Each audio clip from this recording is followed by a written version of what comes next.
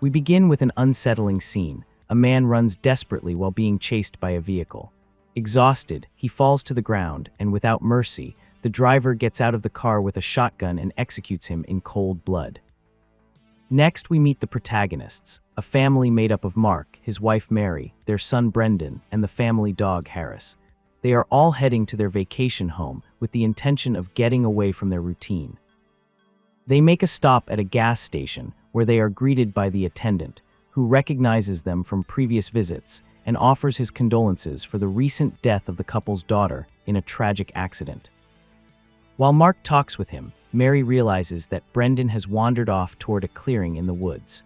She runs after him, and although for a moment the viewer worries upon seeing a figure moving among the trees, it turns out that Brendan was never too far away.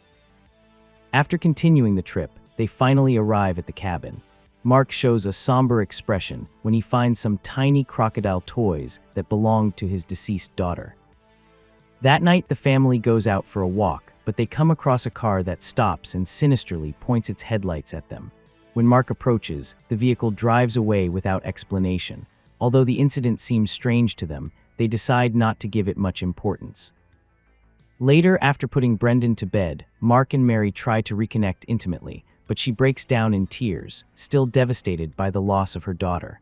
Both fall asleep uncomfortably until the next morning, a light knocking wakes them up. Mark goes down to investigate and discovers another family stacking firewood on the porch. They introduce themselves as the Sakowskis, Bobby, his wife Jane, and their son Jard. As a kind gesture, they say they brought the firewood as a gift, since they are neighbors and live in the house next door. They also express their desire to have lunch together, and although Mark, somewhat surprised, immediately accepts, Mary is reluctant, as they went to the cabin seeking peace and privacy. Nevertheless, she agrees with some discomfort. Later, the Sakowskis show up for lunch, but they enter without knocking on the door, which already seems strange. During the visit, Bobby mentions a previous family, the Smiths, who used to live there before Mark and Mary, but who disappeared without a trace. As the conversation progresses, both Bobby and Jane begin to ask increasingly personal questions, their family backgrounds, the identity of the girl in a photograph, and even whether they have another house. Mary, sadly, admits that the girl was their deceased daughter. When Mark mentions that Sakowski sounds like a Polish last name, he tries to strike up a conversation about it, but Jane responds nervously, saying that she is only of Polish descent and has never been there. The conversation becomes uncomfortable. Even so, both families have dinner together. During dinner, Jard asks to see Brendan's room, and both children go upstairs to play. Shortly afterward, Brendan comes downstairs crying, followed by Jard, who is also pretending to cry and accuses him of having hit him. Brendan denies it, but Mary, when she hugs her son, notices a red mark on his neck.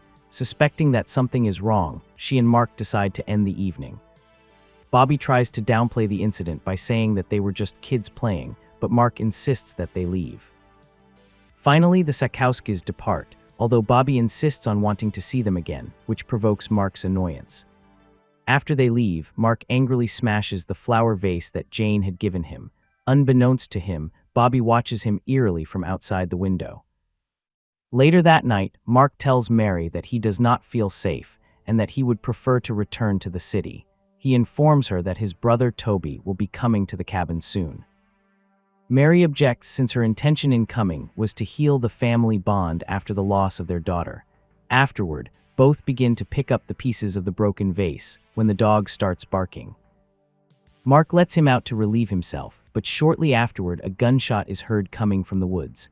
Frightened, Mary and Brendan take refuge upstairs, while Mark arms himself, secures the house, and prepares for the worst. Mary tries to look for her phone, but cannot find it. Looking out the window, Mark discovers that the tires of his car have been slashed. He then sees Jard lurking around and picks up the dog's collar from the ground. Jard, with a chilling attitude, informs him that Bobby is burying the dog at that moment.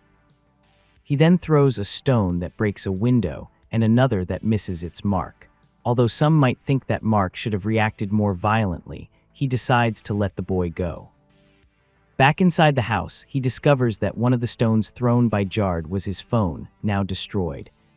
Mary, for her part, confirms that her phone has also disappeared, probably stolen. Mark hands her his gun and instructs her to hide with her son while he goes in search of help with a kitchen knife in hand.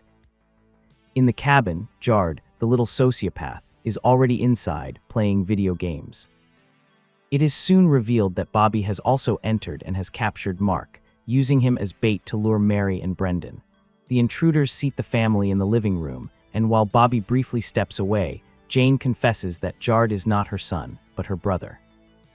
She explains that Bobby rescued them from an abusive home, and that she has followed him ever since because she fears having nowhere else to go.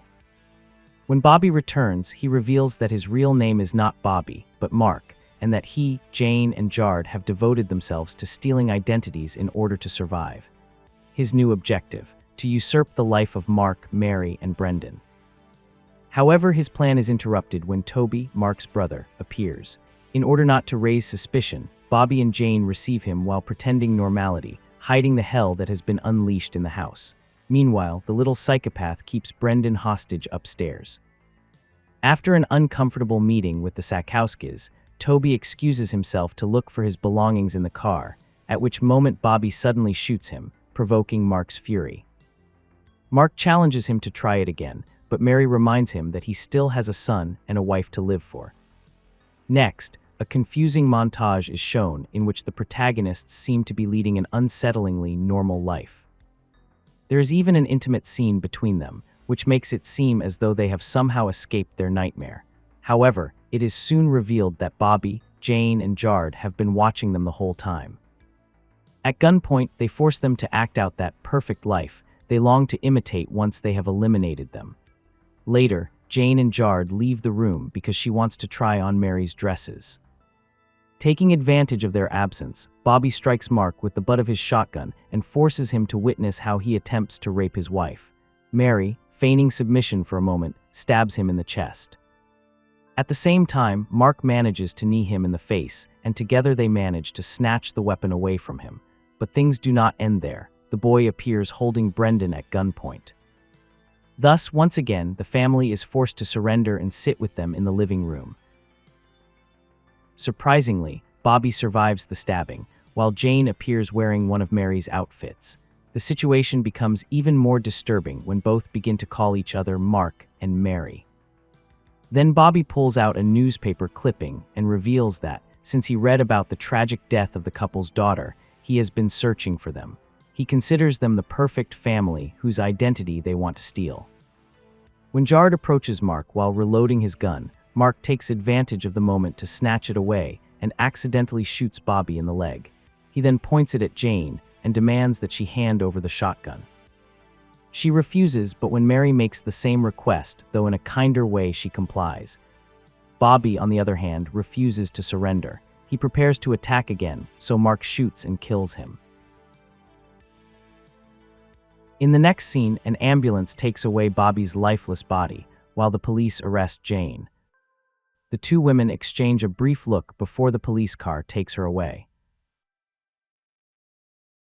The story concludes with Mark and Mary in a marriage counselor's office, looking calmer and determined to move forward with their lives.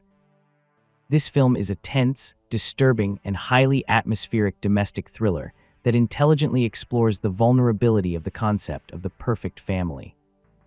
The premise of a family harassed by a trio of psychopaths who seek not only to destroy them, but literally to replace them, raises the level of threat and gives the conflict a much more twisted psychological dimension than the typical home invasion.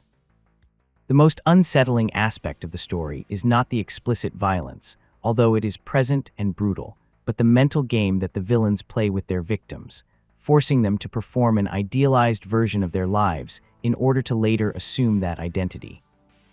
This perversion of the desire for a perfect life strikes uncomfortable chords, making the viewer question how much of what they value could be stripped away and simulated by others.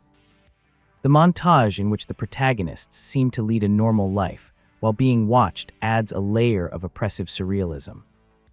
In addition, the parallel between the two families, one legitimate but fractured, and the other psychotic but united in their delusion, offers an interesting subtext about pain, loss, and the desperate need to belong.